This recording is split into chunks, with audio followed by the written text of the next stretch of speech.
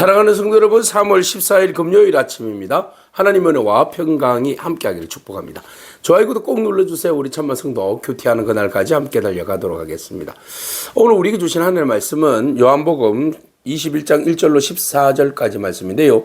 우리 12절에서 14절까지의 말씀을 같이 읽도록 하겠습니다. 예수께서 이르시되 와서 조반을 먹으라 하시니 제자들이 주님이신 줄 아는 고로 당신이 누구냐 감히 묻는 자가 없더라. 예수께서 가셔서 떡을 가져다가 그들에게 주시고 생선도 그와 같이 하시니라. 이것은 예수께서 죽은 자 가운데서 살아나신 후에 세 번째로 제자들에게 나타나신 것이라. 아멘. 부활하신 주님께서는 마리아와 그리고 제자들 그리고 의심하는 도마에게도 보여주셨습니다. 이제 예수님께서 부활하시고 난 다음에 이제 성천하시고 또 그들에게 약속하신 보혜사 성령님을 보내주신다고 그렇게 약속하셨는데 그 사이에 제자들의 어떤 심리적인 변화들이 지금 일어나고 있어요.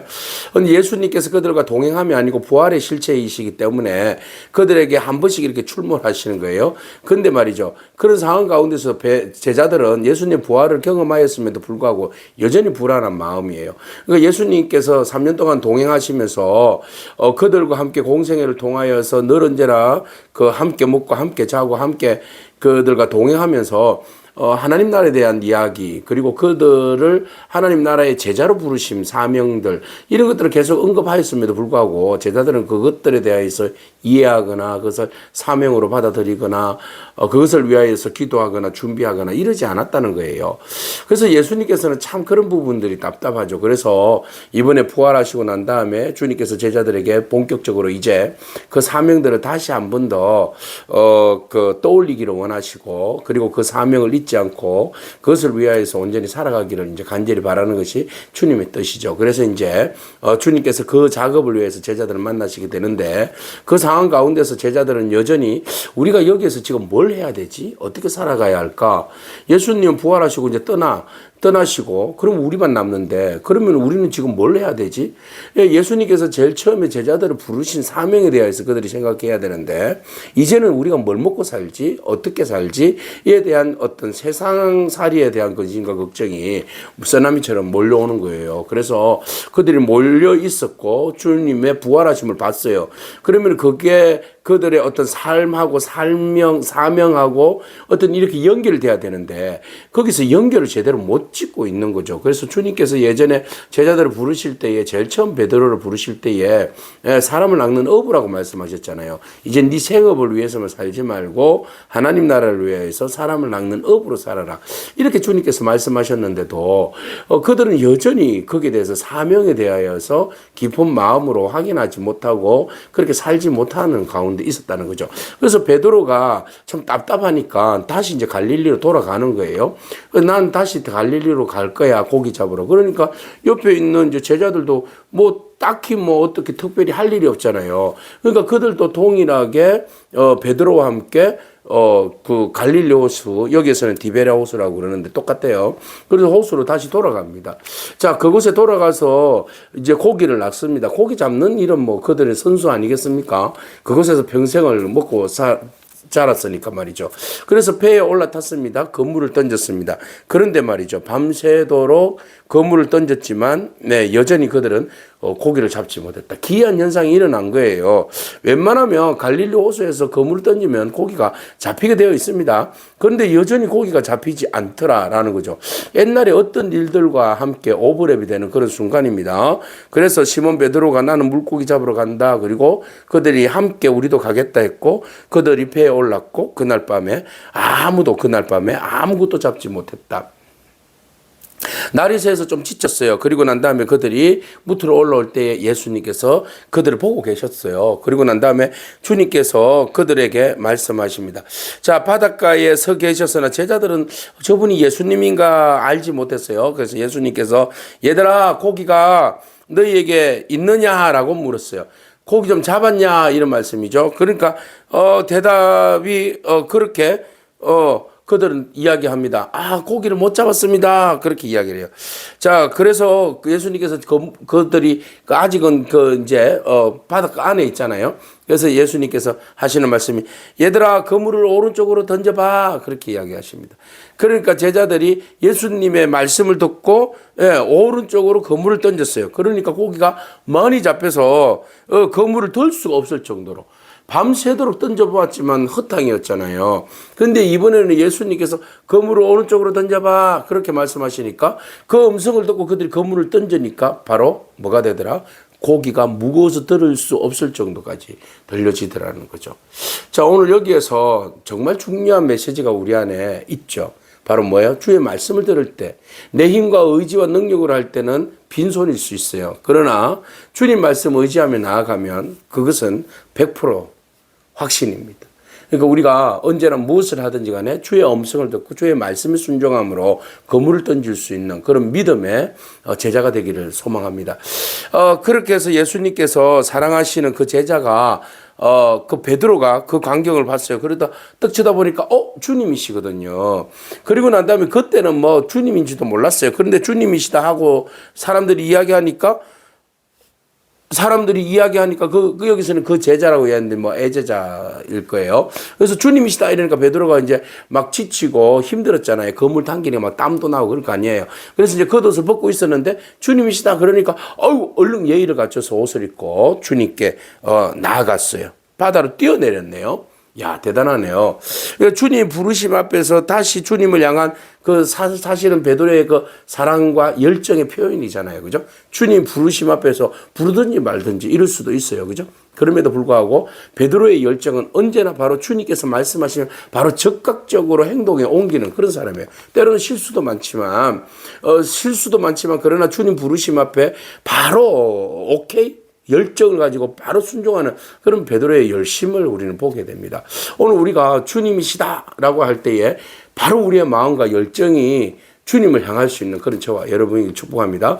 우리의 힘과 노력으로는 밤새 아무런 수확도 거두지 못하지만 주님 말씀 듣고 그물을 던지면 그 말씀에는 능력이 있고 주님께서 우리에게 힘과 능력을 주셔서 우리로 하여금 풍성한 수확을 거둘 수 있는 그런 은혜를 다해 주실 줄로 믿습니다. 자, 일단 말씀에 의지하여서 우리 그물을 내리는 것이 중요해요. 자, 그러니까 다른 제자들이 이제 육지에서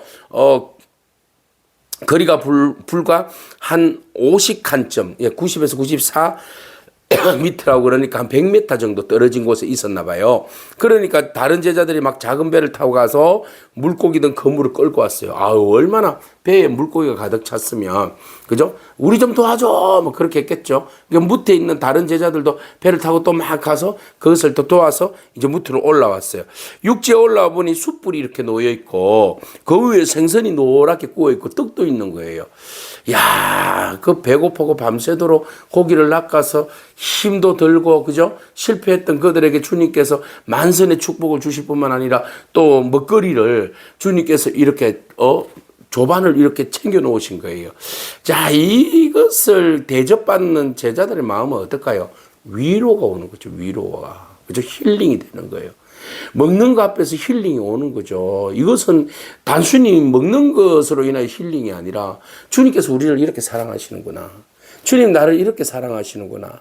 이렇게 나를 위하여서 이렇게 조반을 준비하셨구나 생각하면 눈물 나지 아니할 수가 없죠. 야, 우리가 뭐간데 정말 주님 앞에 정말 너무 부끄럽고 잘난 체 하지만 다 비굴하고 도망가고 배신자고 주님 부활하셨음에도 불구하고 우리가 기다리지 못하고 주님의 뜻을 구하여서 제자로서의 그 부르심 앞에 사명을 감당하지 못하고 또 이렇게 또 거물질이라 하는데 주님께서 이렇게 나타나셔서 또 우리에게 식탁에 교제로 또 축복으로 함께 하시니 이 정말 부끄럽기도 하고 감사하기도 한 거죠. 자, 예수님께서 이르시되 지금 잡은 생선도 더 가져와라. 사람 많네.